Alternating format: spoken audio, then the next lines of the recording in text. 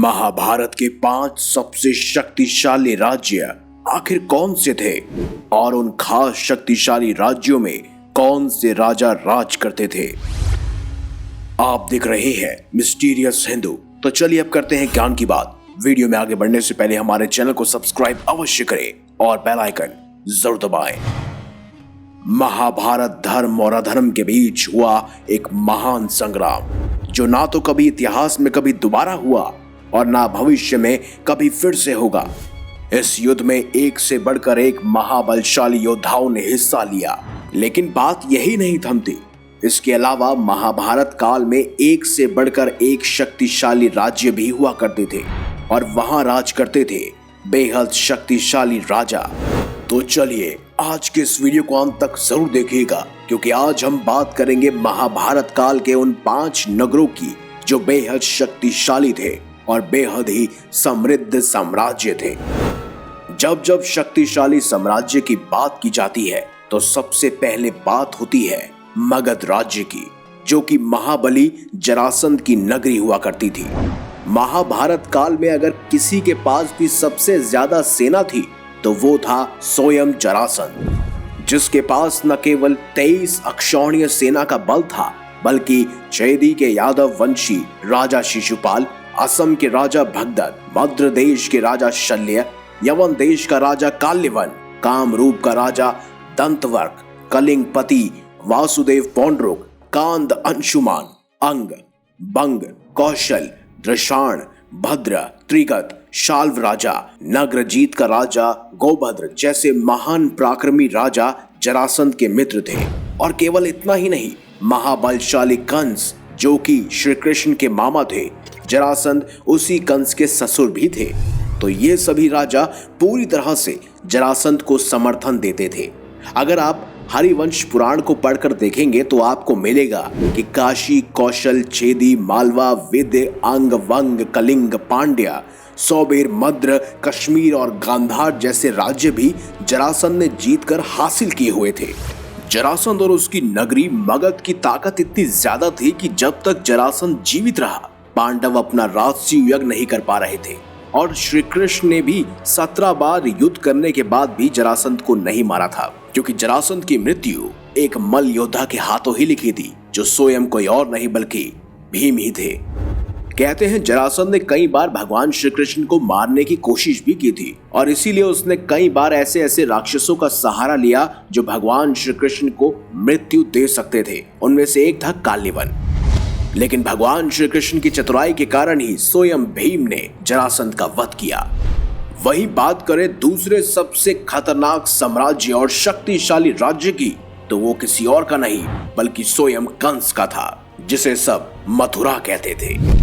जैसा कि हम सब जानते ही हैं और आपको मैंने पहले भी बताया कि कंस स्वयं जरासंध का दामाद था और भगवान श्री कृष्ण का मामा भी, जिसने देवकी और वासुदेव को बंदी बनाया हुआ था। सिर्फ यही नहीं, कंस ने अपने राज्य को पाने के लिए अपने खुद के पिता उग्रसेन को भी बंदी बना लिया था। कंस न केवल शारीरिक तौर पर ताकतवर था, बल्कि उसके पास कई राक्षसी शक्तियां भी थी, जिनके बल पर उसने न केवल शक्तिशाली राज्य को बल्कि राक्षसों को भी दास बना रखा था, जो कंस के 30 योजन में फैली मथुरा नगरी के रक्षा किया करते थे। और इसी के कारण कंस को अपने ससुर जरासंध का साथ भी मिला था और वो और ज्यादा ताकतवर हो गया था। भगवान श्री कृष्ण की लीलाओं के बारे में तो हम सब जानते ही हैं कि किस तरह से भगवान श्री कृष्ण के मामा कंस ने उन्हें मारने के लिए कई सारे राक्षसों को भेजा था, लेकिन श्री कृष्ण ने उन सभी का वध किया और मथुरा में जाकर स्वयं अपने मामा कंस का वध भी किया और अपने माता पिता को आजाद करवाया। लेकिन कहते हैं कि कंस के रहते हुए मथुरा बहुत ही शक्तिशाली साम्राज्य था। अगला साम्राज्य था जिसके पीछे पूरी की पूरी महाभारत की गाथा लिखी गई। हम बात कर रहे हैं भीष्म पितामह की नगरी हस्तिनापुर की, जिस नगरी की रक्षा करने का जिम्मा खुद गंगा पुत्र भीष्म पितामह ने लिया था। उस नगरी से बलवान और भला क्या हो सकता है। भीष्म पितामह के खौफ की वजह से जरासंध जैसा महाबली और कंस जैसा महाराक्षस भी हस्तिनापुर पर आक्रमण करने की नहीं सोच सकता था। हालांकि हस्तिनापुर पर कभी भी भीष्म पितामह ने राज्य नहीं किया, लेकिन हस्तिनापुर के सबसे पहले राजा शांतनु थे। फिर उनकी दूसरी पत्नी के पुत्र विचित्रवीर हस्तिनापुर के राजा बने। इसके बाद विचित्रवीर के पुत्र राजा पांडु हस्तिनापुर के राजा हुए और पांडु के मरने के उपरांत राजगद्दी पर स्वयं धृतराष्ट्र को बिठाया गया। लेकिन अंत में हस्तिनापुर की गद्दी पर दुर्योधन छल से बैठ गया। महाभारत काल में ऐसा कोई राजा पैदा नहीं हुआ जिसने महाबली भीष्म पितामह के होते हुए हस्तिनापुर पर नजर उठाकर देखी हो। महाभारत के बाद पांडव जब जीत गए तब उन्होंने इंद्रप्रस्थ और हस्तिनापुर को एक ही राज्य बना लिया था और जहां के राजा स्वयं पांचों पांडव बने।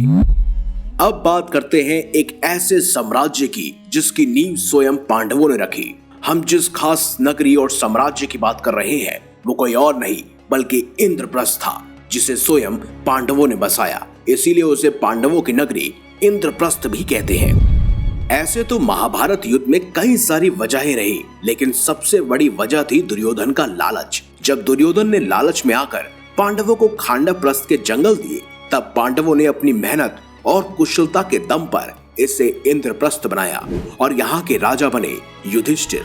और पांचों पांडवों ने मिलकर इस धरती पर राजसूय यज्ञ किया और अपनी सेना का विस्तार किया। इंद्रप्रस्थ के बारे में सबसे खास बात ये थी कि ये पहले मायासुर की नगरी थी, लेकिन श्री कृष्ण की मदद से पांडवों ने विश्वकर्मा जी का आह्वान किया और इसे सुंदर और सुरक्षित बनाया। इस नगरी में प्रवेश करना कोई आसान काम नहीं था। इसे कोई भी नहीं जीत सकता था, यहाँ तक कि भीष्म पितामह भी नहीं। जब पांडवों ने महाभारत का युद्ध जीता तब हस्तिनापुर और इंद्रप्रस्थ एक हो गए और एक शक्तिशाली राज्य बना। कहते हैं स्वयं चक्रवर्ती सम्राट के रूप में राजसूय यज्ञ युधिष्ठिर ने इसी नगर से किया था और इंद्रप्रस्थ को पहले भारत की राजधानी भी माना जाता था। यहाँ तक कि दिल्ली का पहला नाम भी इंद्रप्रस्थ ही था। यूं तो हमने बहुत सारे साम्राज्यों की और शक्तिशाली नगरों की बात कर ली, लेकिन अगर इसमें भगवान श्री कृष्ण की नगरी द्वारका का नाम ना लिया जाए तो ये बिल्कुल अन्याय ही होगा। हम बात कर रहे हैं सबसे शक्तिशाली साम्राज्य और नगर की, जो कि था स्वयं भगवान श्री कृष्ण की द्वारका नगरी। कहते हैं जब कंस को मारने के बाद भगवान श्री कृष्ण मथुरा से बाहर आए तो उन्होंने समुद्र के बीचों बीच एक अनोखी नगरी बसाई जिसका नाम था द्वारिका। द्वारिका नगरी की जिम्मेदारी खुद श्री कृष्ण ने और उनके बलदाऊ ने ली थी, जो कि स्वयं बलराम जी थे।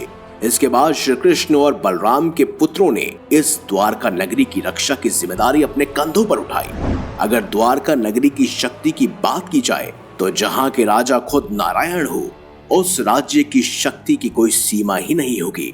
श्री कृष्ण के पास 1 लाख नारायणी सेना थी, जिसका हर एक सैनिक श्री कृष्ण के जैसा अजय और बलशाली था। तो भला श्री कृष्ण की नगरी को हराने का सामर्थ्य किसी और में कैसे हो सकता है? अगर आज के वैज्ञानिकों की मानी जाए तो सभी कहते हैं कि श्री कृष्ण की द्वारका नगरी उस समय की सबसे एडवांस नगरी थी, जिसमें ऐसे ऐसे उपकरणों का इस्तेमाल किया जाता था जो शायद आज के मॉडर्न साइंटिस्ट भी ना बना पाए। इसीलिए तो भगवान श्री कृष्ण को एक बेहद ही आकर्षक रचनाकार भी कहा जाता है। इसके अलावा महाभारत में कई और राज्यों की चर्चा आती है, शक्तिशाली राज्यों का नाम लिया जाता है, लेकिन यही वो 5 राज्य या साम्राज्य हैं जिनकी शक्ति का अंदाजा आप इनके नाम से ही लगा सकते हैं। हस्तिनापुर, मगध, मथुरा, द्वारिका और इंद्रप्रस्थ। आपको इनमें से सबसे शक्तिशाली साम्राज्य कौन सा लगता है? कमेंट बॉक्स में हमें जरूर बताइएगा और आने वाली वीडियोस आप किस विषय पर चाहते हैं ये भी अवश्य बताइएगा। तो मिलेंगे अगली बार एक नई खास वीडियो के साथ। अब तक ले देखते रहिए संपूर्ण ज्ञान का केंद्र बिंदु मिस्टीरियस हिंदू।